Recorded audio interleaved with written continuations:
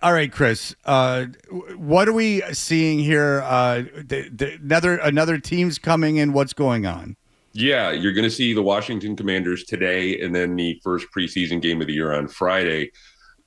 This is going to be a good measuring stick for where the Patriots are at this stage of their development. I'm not so much concerned about what they might do on defense. I think the defense looks good. I want to see how Drake Maye, how some of the offensive skill position guys are picking things up on that side of the ball. I have to imagine we're going to see Maye and the starters for maybe a couple of series, and then they're going to give way to Josh Dobbs, and then the threes are going to play for the bulk of the game. But I want to see where this offense is. I want to see if they're starting to pick up on some of these nuances. I think we've seen, at least so far in these 11 practices, that it's a work in progress. They continue to get better, but you don't really know what you have until you see them go against another team out there. We saw Philadelphia, I think it was last year, came in and Mm-hmm. you saw how many plays that would have been sacks. Yes. And that was kind of like, okay, that was kind of a hint of what was to come and how bad the offensive line was. To me, there's nothing more important than how the offensive line does against a very good team today. Forget the exhibition game today.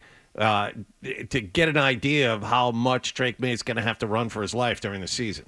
Yeah, I think they're set. I think they feel pretty good about what they have at guard.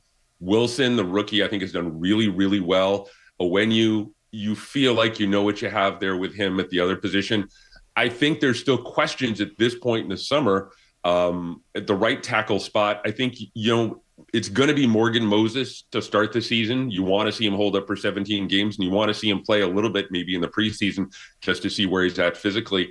The big one for me, obviously, is left tackle, Will Campbell. And then the center position, we've seen Garrett Bradbury hold it down. But who is after him? Who's after Bradbury? I think Garrett Bradbury is a perfectly serviceable NFL center.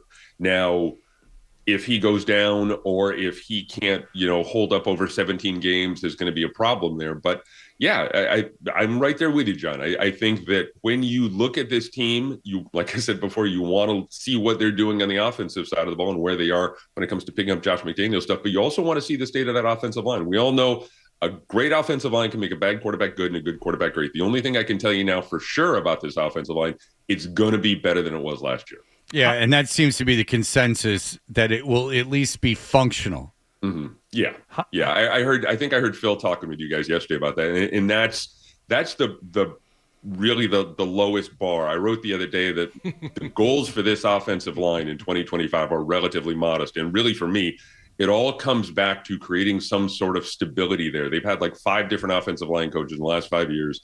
They've rotated a bunch of guys through at a bunch of different positions. They just need to be able to get to a point where they can run 3, 4, hopefully 5 guys out there for them out there on a regular basis and develop some sort of continuity and then see where it goes from there.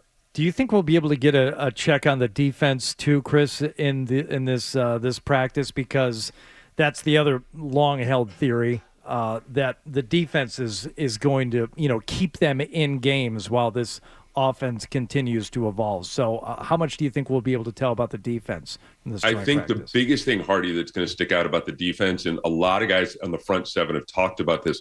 This is more of an attacking defense than what we've seen under Bill Belichick or Gerard Mayo. The focus is all about penetration. The focus is all about disruption.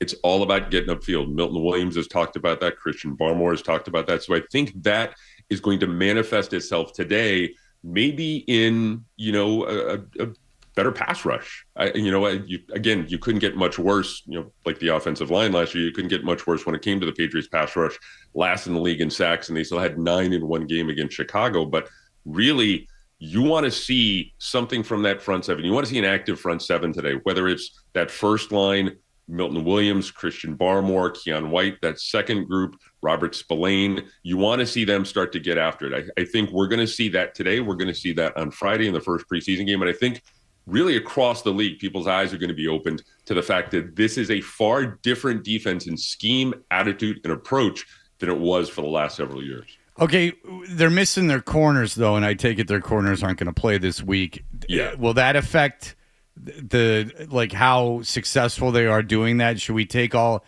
that success more with a grain of salt because they're not available? Yeah, you're going to see more guys like Alex Austin, Miles Battle, Isaiah Bolden, Marcellus Dial, who is now lost for the season with the ACL, he wasn't expected to be an important piece of the defense, but it does test your depth at a very important position. So you're not going to see Christian Gonzalez today. You're not going to see Carlton Davis. I don't, well, no, hold on. I don't know if we're not going to see Carlton Davis, but I think Friday night, we're not going to see Carlton Davis. I'll say that. Okay. But yeah, it's going to test your depth at a position where you need a little bit of help. I wouldn't be surprised to see some of those safeties work a little bit more in coverage until they kind of figure out what's going on back there. So yeah, I think that we're not going to see those corners, and I would like to see them before the start of the regular season. I want to see where, you kind of know what you have with Christian Gonzalez and you kind of know what you have with Carlton Davis, but it's different getting out there, running around a little bit, getting in football shape. One of the problems with joint practices between two teams, and I think we saw it with Indianapolis and Baltimore yesterday, fights tend to break out frequently. I'm wondering, what is Mike Vrabel's stance on this? And I don't think he likes it, but it just seems inevitable when you get two teams out there in a competitive situation like this. Yeah, we saw it a couple of years ago when they had joint practices with the Packers up in Green Bay. There was fights probably every 5 or 10 minutes. So I don't know if there has been a blanket decision by both Vrabel and Quinn in terms of what to do with guys who get involved in fights. I have to imagine that Vrabel's going to have a short fuse with stuff like that because you have such a small window to really try and get things done that you want guys on the field for as long as possible. But that's another aspect to these joint practices. And we might see it next week too when they go up to Minnesota. So it's something to consider, something to talk about when it comes to the conversation when you're talking about these joint practices. All right. Are you putting any kind of microscope on Drake Maye? Again, the narrative I keep hearing, not from Patriots writers, just in general, is, don't take the – I talked about this with Phil yesterday too, but I'm interested in your opinion, is don't take the statistical numbers from the practices too seriously because they might be trying things that they wouldn't do in a normal game. They might be pushing things a little bit, making it more dangerous for the quarterback. How keyed in are you on Drake Maye during this week? The numbers are important. In this case, I'll agree with Phil. The numbers are important, but they have to be put in some sort of context.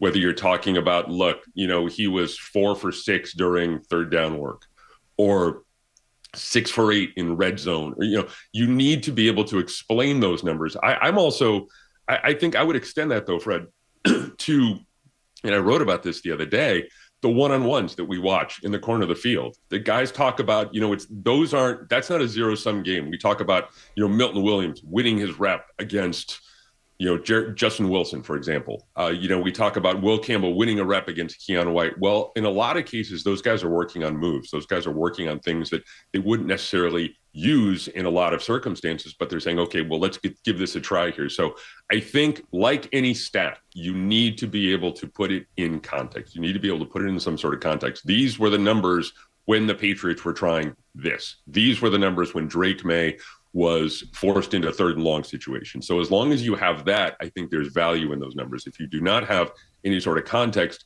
and you're just delivering stats, I think that's when it's a slippery slope. So often when you guys are there day after day after day and all the answers tend to blend together, I know you're looking for somebody on this roster with some personality, and it looks like you guys finally found a guy in wide receiver Matt Collins, who is now active. And I don't know what he did to his shirt. He cut it up vertically to give himself ventilation. What's his deal? He dries his hands. Yes, exactly. Got to dry his hands with those tassels. What is his deal? And is he as he seems to be through pictures?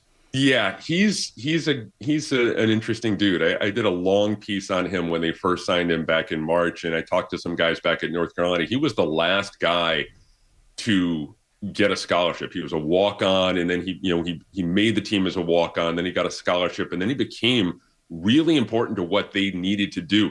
He is all about going barefoot all the time. It wouldn't be a surprise to see him come into Gillette Stadium in November and December in bare feet. He feels like that's healthier for him. He feels like that's a better approach.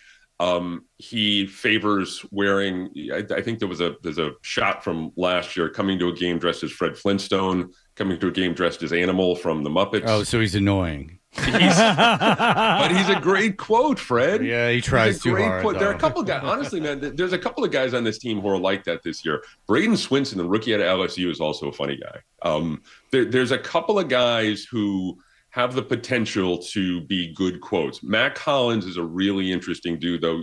I talked to people back at North Carolina, and he was kind of hardcore at North Carolina. Like, he would go after guys and he would really talk a lot of trash. And he would go after Trubisky before the coaches were just like, look, we need you to kind of dial it back a little bit.